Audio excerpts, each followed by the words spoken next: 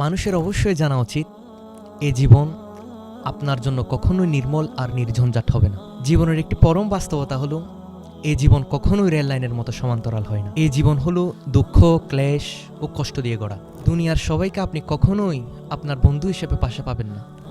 সবচেয়ে পবিত্র, সবচেয়ে তাকওয়াবান আমাদের নবী সাল্লাল্লাহু আলাইহি ওয়াসাল্লাম তার চারপাশে কখনোই সবাইকে বন্ধু হিসেবে পাশে পাননি।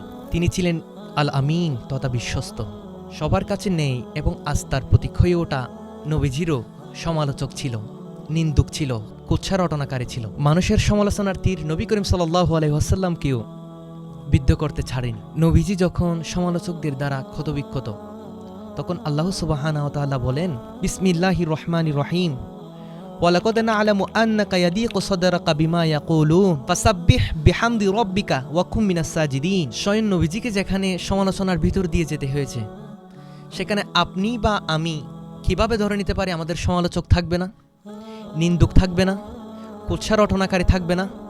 বস্তুত এটাই জীবন। এর জবাবে আমাদের প্রতিউত্তরে কি হবে? আল্লাহ সুবহানাহু ওয়া তাআলা বলে দিয়েছেন, তাসবিহ পাঠ এবং সালাত আদায়। এতেই রয়েছে ক্ষতবিক্ষত অন্তরের পুনর্নির্মাণের ওষুধ, ভগ্ন হৃদয় বিনির্মাণের মহা ওষুধ। তাই মানুষের সমালোচনায় কখনো হতাশ হবেন না, আল্লাহর উপর তাওয়াক্কুল রাখুন।